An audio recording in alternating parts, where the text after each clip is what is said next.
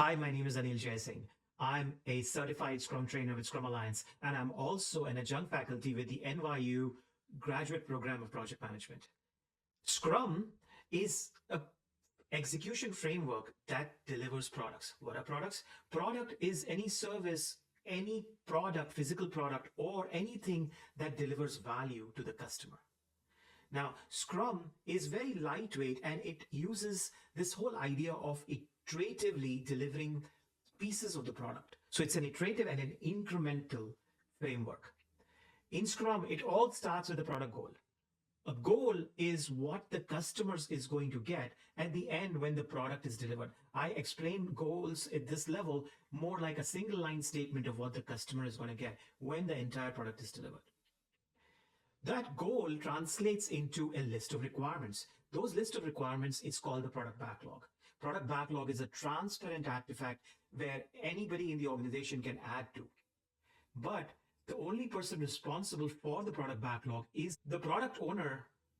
Shares the why and the what for each product backlog item in the product backlog. He or she is involved in splitting items, deleting items. Maybe they might order the backlog so that they can maximize the value of the product that they deliver to the customer. To help the product owner, there are developers who are responsible for the how. They build the product.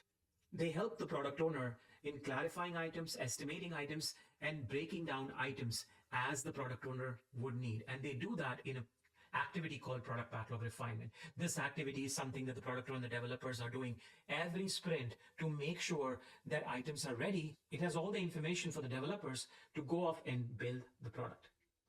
Now, in order to make the product owner, the developers, and the organization successful in Scrum, we also have a third accountability called the Scrum Master.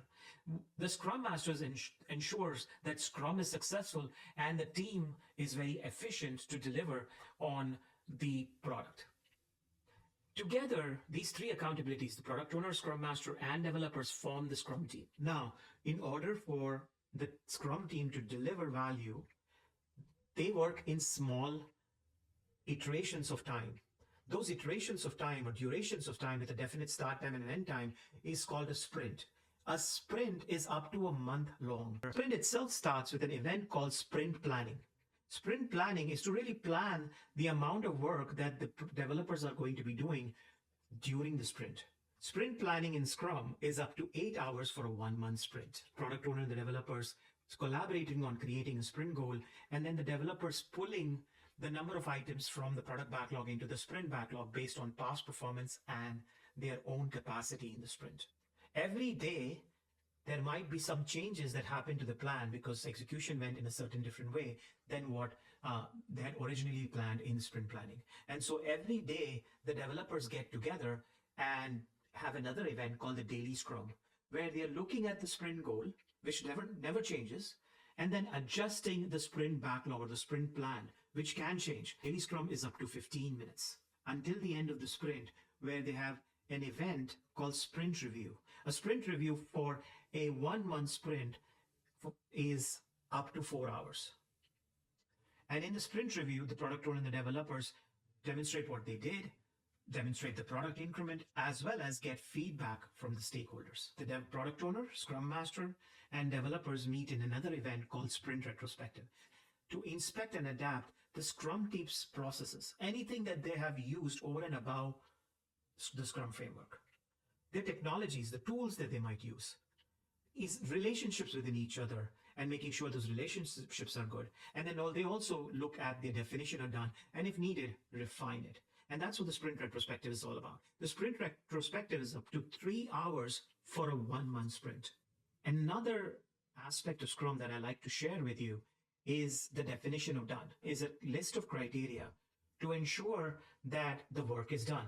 So any item that they're moving from doing to done, they are making sure that that item is completely done by looking at the list of criteria and checking it off before they can call it done. So let's review Scrum again.